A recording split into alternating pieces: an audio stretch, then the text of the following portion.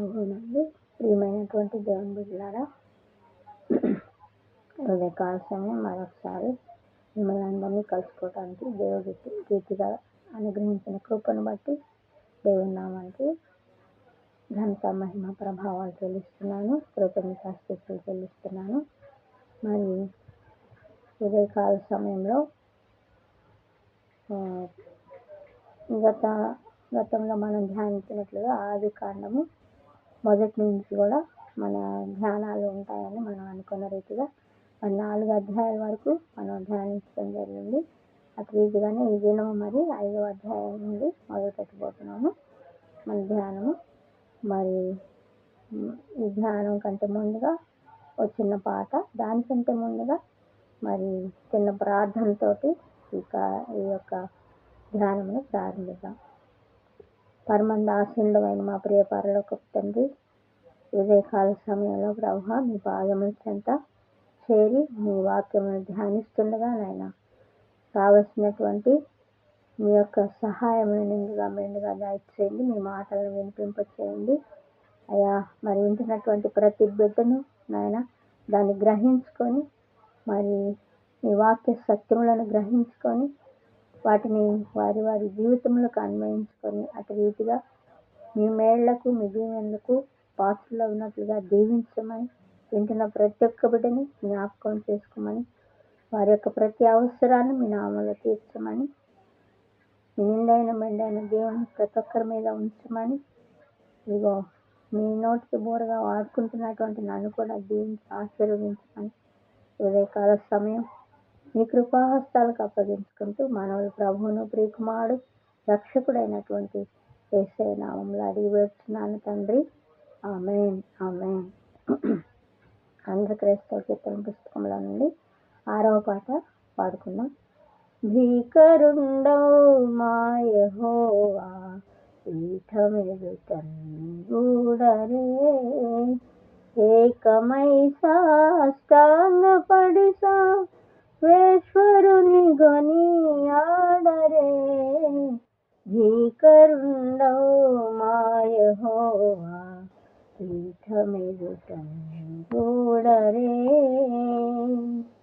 ఏరితోడు లేకమము సర్వేశ్వరుడు సృష్టించెను. దారునిందానొక్కడే మా దైవమని పూజింతుము. భీకరుండవు మా యెహోవా పీఠమెదుటన్ కూడరే, మిక్కిలి కష్టంబులతో మిక్కిలి పొందను. దిక్కులేని గొర్రెలట్లు తిరుగదేర్పన్ మందను. భీకరుండవు మా యెహోవా పీఠమెదుటన్ గూడరే. ప్రభునందు ప్రేమను దేవుని పిల్లలారా, ఇది 5వ అధ్యాయ ధ్యానంలో మరి ఆదాము యొక్క వంశావళిని గురించి వ్రాయబడి ఉన్నది. ఆదాము కనినటువంటి కుమారులను గురించి మరి ప్రార్థన ఎవరి నామంలో ప్రారంభమైందో ఆదాము వంశావళిని గురించి తెలుసుకుందాం. ఆదాము వంశావళిలో ఆదాము షేమును కనెను.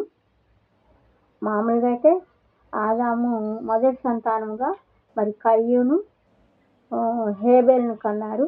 ఆ తర్వాత మరి దేవుని హేబెల్ స్థానంలో మరలా అవ్వమ్మ గర్భము ధరించడం ఇంకా అనేక మందిని కనడం జరిగింది. వారిలో వంశావళిలు లెక్కించేదానికై మరి షేమును తీసుకోవడం జరిగింది. షేము కూడా ఆదాము యొక్క సంతానమే. షేమును తన వంశానికి మరి ప్రతీకగా పేర్కొనటం జరిగింది.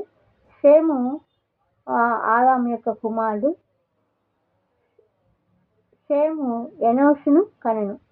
ఎనోషు ఆదాము షేము ఆ తర్వాత మరి అనేక మంది కుమారులను కుమార్తెలను కనినప్పటికీ ఎనోషు మరి వారి యొక్క వంశానికి ప్రతినిధిగా మళ్ళీ ఎనోషును తీసుకోవడం జరిగింది.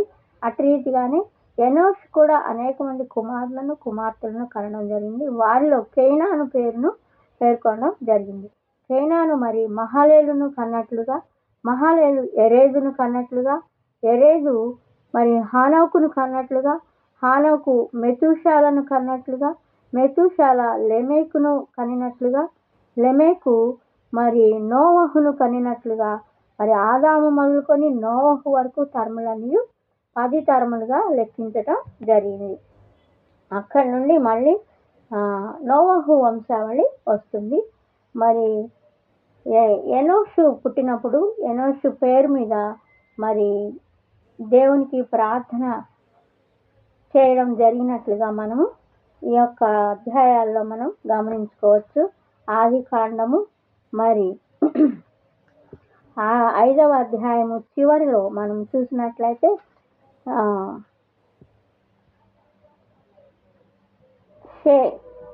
షేము హనోకును, షేము నోవహు, షేము హాము యాపెతులను కనెను. మరి ఎనోషు ఆదాముకు పుట్టినటువంటి ఎనోషు నామములో ప్రార్థన చేయటం మొదలైంది అని 4వ అధ్యాయం చివరిలో మనం చదువుకున్నాము.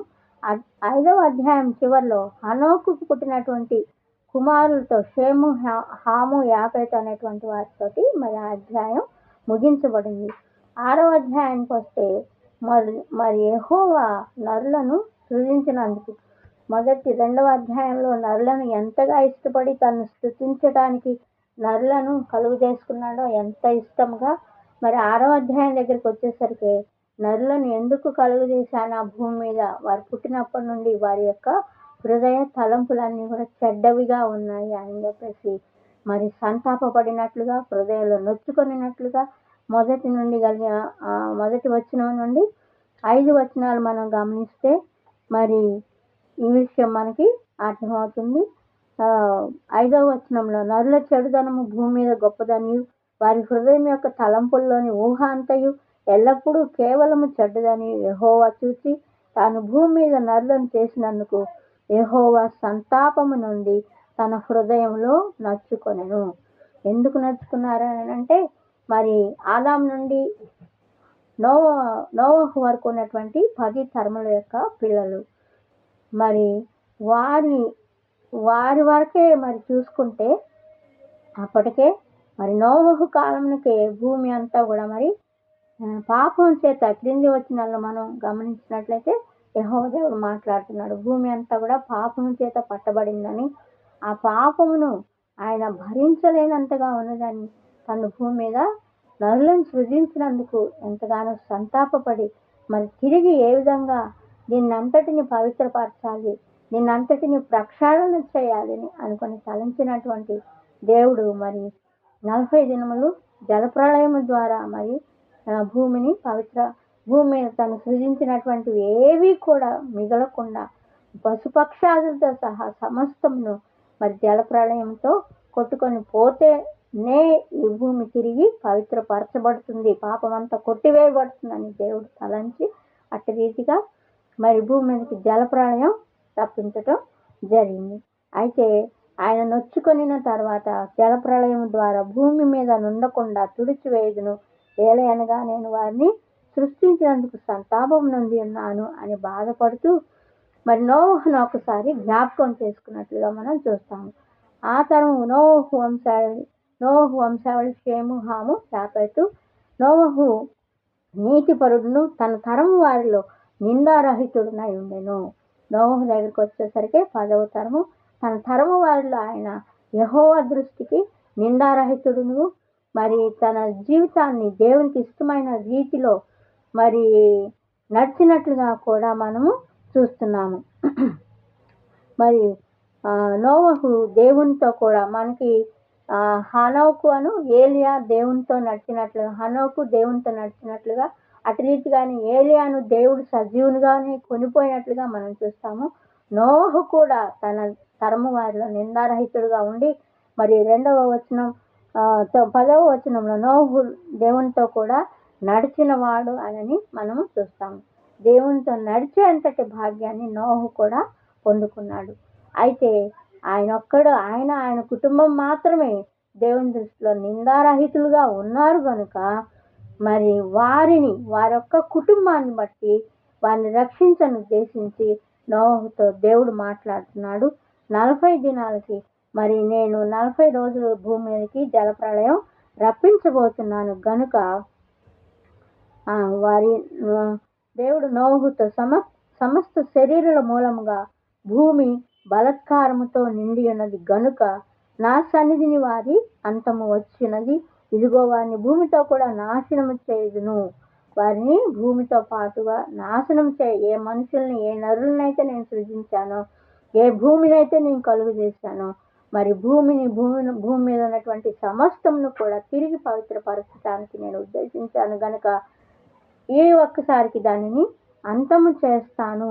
పాపంతో బలత్కారంతో పట్టబడినది గనుక నేను దానిని అంతం చేస్తానని నోహుతో మాట్లాడుతూ, నీవు మాత్రమే నిందారహితుడుగా ఉన్నావు గనుక నీవు ఒక ఓడను తయారు చేసుకొని నీవు నీ కుటుంబం దానిలో ప్రవేశించండి. మరి భూమి మీద ఉన్నటువంటి ప్రతి దాంట్లో పవిత్రమైన వాటిని, అపవిత్రమైనటువంటి వాటిని రెండేసిగా నీ ఓడలోనికి తీసుకొనమని కూడా దేవుడు చెప్పినట్లుగా మనము చెప్తున్నాము. అట్టి రీతిగానే ఆ ఓడ మరి ఏ కర్రతో తయారు చేయాలి, దాని యొక్క కొలతలు ఏమిటి, అది ఎన్ని అంతస్తులు కలిగిన దానిగా దాన్ని నిర్మించాలి అనేటువంటి విషయాన్ని కూడా దేవుడు వివరంగా నోవహుతో మాట్లాడుతున్నాడు. ఆయన ప్రేమించినటువంటి ప్రజలను వాళ్ళు ఒక్కళ్ళైనా సరే మరి ఆయన రక్షించే దేవుడిగా కనబడుతున్నాడు. మరి ఆ కాలంలో మరి నోవహు తన చుట్టూ ఉన్నటువంటి వారందరూ కూడా మరి దేవునికి ఇష్టం లేకుండా బ్రతుకుతున్నప్పటికీ తన కుటుంబం మాత్రం దేవునికి ఇష్టమైన రీతిలో బ్రతికి దేవుని యొక్క కృపకు పాత్రులైనట్టుగా మరి రక్షించబడినట్లుగా కూడా మనం ఈ యొక్క 5వ 6వ అధ్యాయంలో చూడగలుగుతున్నాము. అట్టి రీతిగానే మరి దేవుడు అన్నిటినీ తీసుకొని నీ ఓడలో పెట్టుకొనమని కూడా చెప్పినట్లుగా మనం చూస్తున్నాము. ఆ ఓడ 2-3 అంతస్తులు గలదానిగా చేయమని, మరి అన్నిటిలో కూడా అన్ని పక్షుల్లో, ప్రాకు జంతువుల్లో అన్నిటిలో కూడా జీవమున్న ప్రతిదాన్ని కూడా 2 చొప్పున నీ ఓడలోనికి తీసుకొని ఉంచుకో. అట్ల రీతిగానే మరి 40 పగళ్ళు 40 రాత్రులు నేను భూమి మీదకి వర్షాన్ని రప్పించబోతున్నాను కనుక మీకు కావాల్సినటువంటి ఆహారాన్ని కూడా సమకూర్చుకొని మరి అక్కడ పెట్టుకోనండి అని చెప్పేసి చెప్పటం జరిగింది.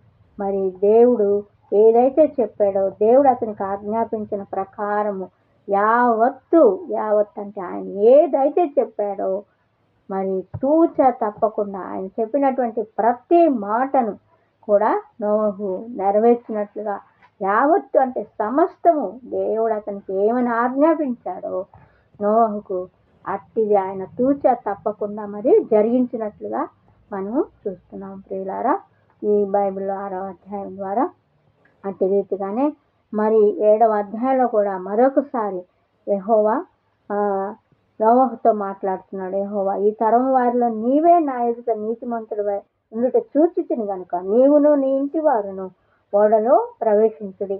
పవిత్ర జంతువులలో ప్రతి జాతి పోతులు 7 పెంటులు 7, పవిత్రములు కాని జంతువుల్లో ప్రతి జాతి పోతును పెంటి 2, ఆకాశ పక్షుల్లో ఏమేమి తీసుకోవాలో ఆయనకి మరొకసారి జ్ఞాపకం పైన అధ్యాయంలో చెప్పాడు. మళ్ళీ ఒకసారి నోహుతో మాట్లాడి వివరంగా చెప్తున్నాడు. మరి షేము, హాము, యాపేతు అనేటువంటి తన కొడుకులు, కోడండ్రు, తన భార్య, మరి పశుపక్షాదులన్నీ కూడా మరి ఓడలో ప్రవేశించినాయి. మరి దేవుడు అతనికి ఆజ్ఞాపించిన ప్రకారము సమస్త శరీరంలో మగదియు ఆడిది ప్రవేశించినప్పుడు యెహోవా ఓడలో అతనిని మూసివేసెను. ఆయనే మరి అవన్నీ ఓడలోకి వెళ్ళిపోయిన తర్వాత ఆ ఓడను మూసివేసినటువంటి వాడు దేవుడే. దానికి కీలు పూసినట్లుగా ఒక చుక్క కూడా దాంట్లోకి నీళ్లు ప్రవేశించకుండా మరి ఆ ఓడ చుట్టూ కూడా మరి కీలుతో దాన్ని పూసి దాన్ని మూసివేయడం జరిగింది. ఇంకెవ్వరు బయట నుండి లోపలికి, లోపల నుండి బయటికి వెళ్ళడానికి అవకాశమే లేదు. అప్పుడు ఆయన మరి ఆ జల ప్రవాహం 40 దినములు భూమి మీద ఉండగా జలములు విస్తరించి ఓడను తేలజేసినందున అది భూమి మీద నుండి పైకి లేచెను. జలములు భూమి మీదకి ప్రచండముగా ప్రబలి మిక్కిలి విస్తరించినప్పుడు ఓడ నీళ్ల మీద నడిచెను. మరి ఆకాశపు యొక్క వాకిళ్లను ఆయన విప్పి, అలాగే మరి సముద్రంలో భూమి మీద ఉన్నటువంటి జలముల యొక్క వాటిని కూడా పూర్తిగా వదిలేసి ఆయన భూమి మీద ప్రచండముగా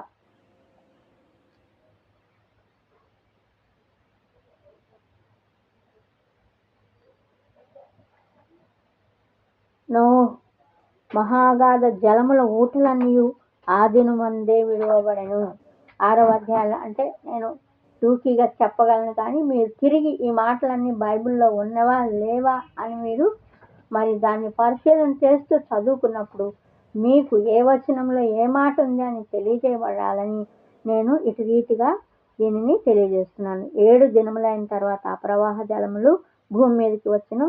నోహు యొక్క వయసు 600 సంవత్సరములు 2వ నెల 17వ దినమున మహా అగాధ జలములు భూమి క్రింద ఉన్నటువంటి మహా అగాధ జలములలోని ఆ నీళ్ళన్నీ కూడా విడువబడినట్లుగా, ఆకాశపు వాకిళ్ళు, ఆకాశపు తూములన్నీ కూడా విప్పబడినట్లుగా మరి బైబిల్లో మనం చూస్తున్నాం. నా మాటలు కాదు ప్రియులారా, దేవుని యొక్క మాటలు.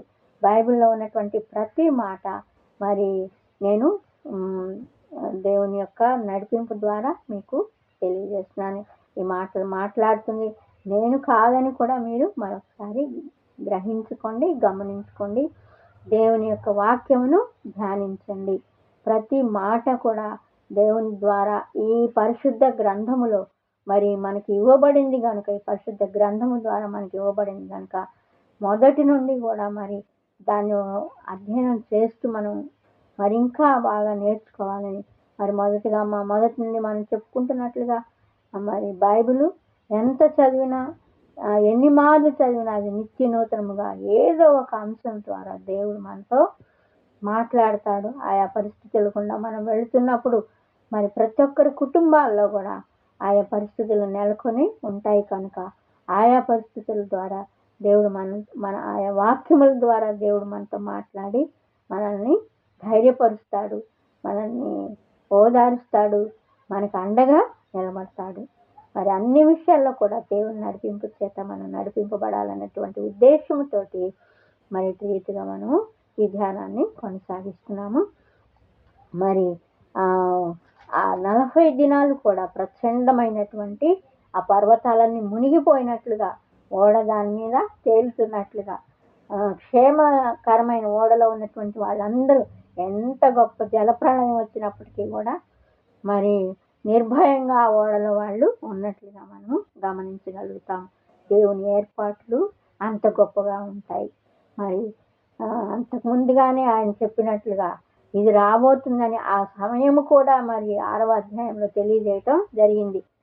నేను ఫలానా టైంలో ఫలానా దానికి 1 సంవత్సరం ముందుగా, 150 సంవత్సరాల ముందుగా మరి జలప్రళయాన్ని నేను రప్పించబోతున్నానని నోవహుతో మాట్లాడినట్లుగా కూడా మనము తెలుసుకుంటాం. అంత ముందుగా చెప్పినప్పటికీ కూడా ఎవరు కూడా దాన్ని లక్ష్య పెట్టలేదు, ఎవరు కూడా దాన్ని చెవికెక్కించుకోలేదు.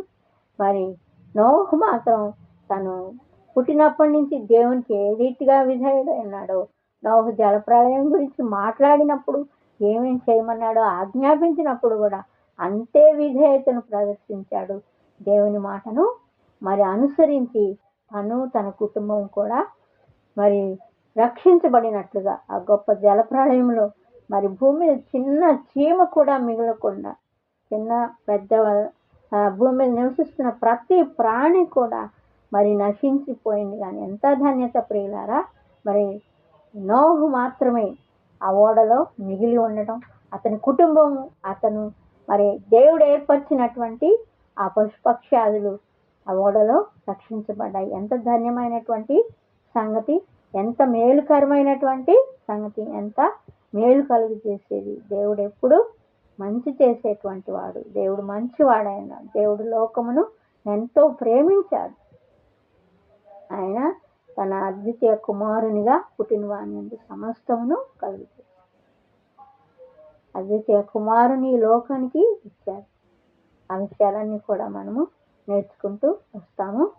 మరి అటు రీతిగానే మరి 7వ అధ్యాయంలో జలప్రళయం ఏ విధంగా వచ్చింది, మరి ఏ విధంగా మరి ఆ నీళ్ళన్నీ ఎన్ని రోజులకి తగ్గిపోయాయి అనేటువంటి విషయాలు కూడా మరి 150 దినములు అయిన తర్వాత 8వ అధ్యాయ ధ్యానంలో 150 దినముల తర్వాత నీళ్ళన్నీ కూడా నెమ్మదిగా ఆరిపోతున్నాయి.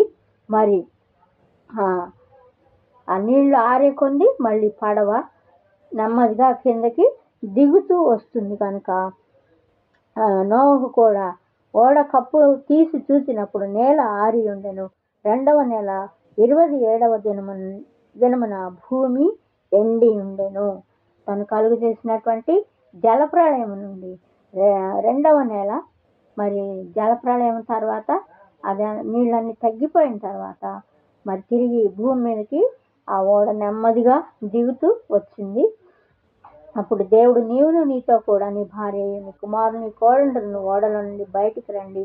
పక్షులు పశువులు భూమి మీద పాకు ప్రతి జాతి పురుగులు మొదలైన సమస్త శరీరులు నీతో కూడా నన్న ప్రతి జంతువును వెంటబెట్టుకొని వెలుపలికి రావాలనని, అవి భూమి మీద బహుగా విస్తరించి భూమి మీద ఫలించి అభివృద్ధి పొందవాలని నోవహుతో చెప్పాను.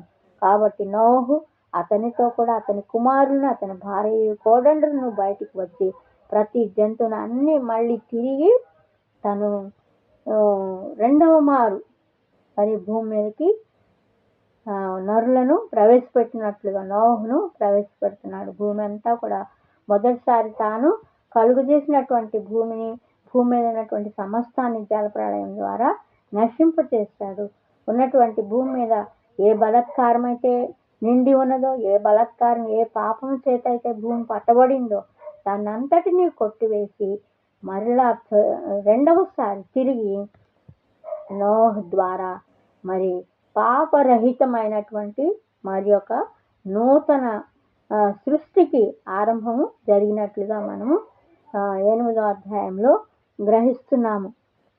మరి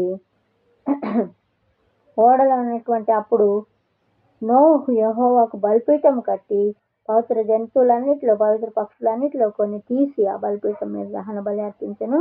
అప్పుడు యెహోవా ఇంపైన సువాసన ఆగ్రహించి ఇక మీదట నరులను బట్టి భూమిని మరలా శపించను అని మరి మొదటిసారి తాను శపించినందుకు మరి నోవహు బయటకు వచ్చినప్పుడు చేసిన పని ఏంటంటే యెహోవాను స్తుతించడం. యెహోవా పేరిట ఒక బలిపీఠమును కట్టి మరి ఆయన దగ్గర ఉన్నటువంటి పక్షాదుల నుంచి కొన్ని తీసుకొని వచ్చి మరి యెహోవాకు దహన బలిగా అర్పించినప్పుడు ఆ సువాసనను ఆయన ఆగ్రహించినట్లుగా ఆయన ఎంతో మరి దాని యందు ప్రీతి పడినట్లుగా ప్రీతికరమైనటువంటి సువాసనగా దానిని ఆగ్రహించినట్లుగా అంటే ఆ వాసనను తను అనుభవించినట్లు సంతోషించినట్లుగా మరి మనము 8వ అధ్యాయంలో చూస్తున్నాము. మరి 8వ అధ్యాయం ఆయన అర్పించినటువంటి బలిని బట్టి 9వ అధ్యాయం మొదట్లో మరలా దేవుడు నోవహును అతని కుమారులను ఆశీర్వదిస్తున్నాడు. మీరు ఫలించి అభివృద్ధి పొంది భూమిని నింపుడి. మీ భయమును మీ బెదురును అడవి జంతువులన్నిటికీ ఆకాశ పక్షులన్నిటికీ నేల మీద మరి ఆదాముని ఎట్టి రీతిగా ఆదాము అవ్వను కలుగు చేసినప్పుడు ఎట్టి రీతిగా దీవించాడో తిరిగి 2వసారి మరలా నోవహును కూడా దీవిస్తున్నాడు. మీరు ఫలించి అభివృద్ధి పొందండి, సమస్తం మిమ్మల్ని చూసి భయపడతాయి అని చెప్పేసి వారు ఫలించవలసినటువంటి విధానమును కూడా మరి దేవుడు నోవహుకు తెలియజేస్తున్నాడు. మరి నోవహు జలప్రవాహం గతించిన తర్వాత మరి నోవహు బ్రతికిన దినములన్నీ కూడా 950 ఏండ్లు. 950 ఏండ్లకి నోవహు తన పితరుల దగ్గరికి చేర్చబడినట్లుగా వాక్యము తెలియజేస్తుంది. నోవహు కూడా వ్యవసాయం చేసినట్లుగా మరి అతని కుటుంబం అంతా షేము హాము వారు కూడా వ్యవసాయం చేసినట్లుగా మనము చూస్తున్నాము.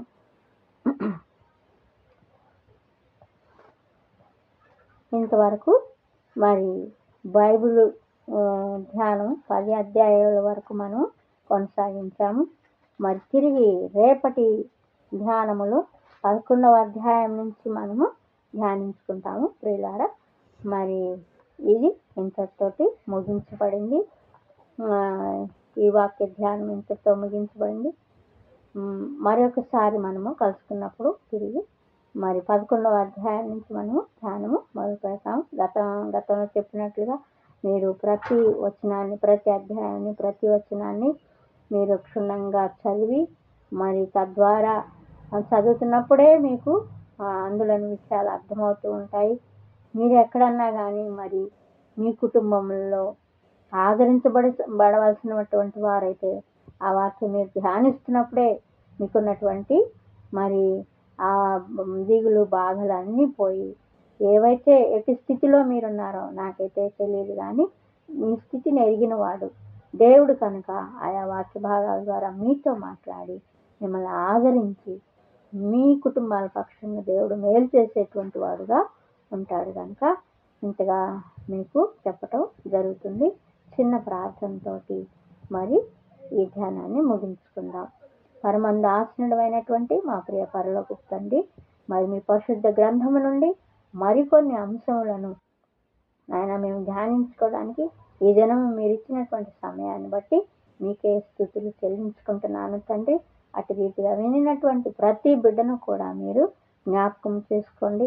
అయ్యా ఎవరెవరు ఏ స్థితిగతుల్లో ఉన్నారో ఎరిగినటువంటి దేవునిగా ప్రభా మీరు ఆయా రీతిల్లో వాళ్ళని దర్శించి వారి యొక్క ఆ స్థితిగతులను ఎరిగినటువంటి దేవునిగా మీరు ఆదరించి, ఓదార్చి, ధైర్యపరిచి, బలపరచండి.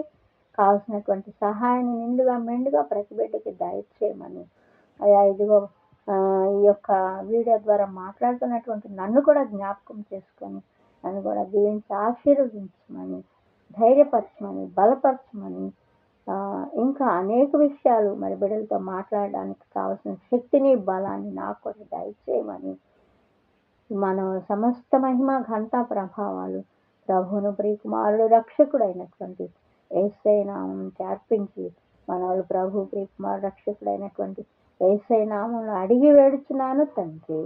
ఆమేన్, ఆమేన్.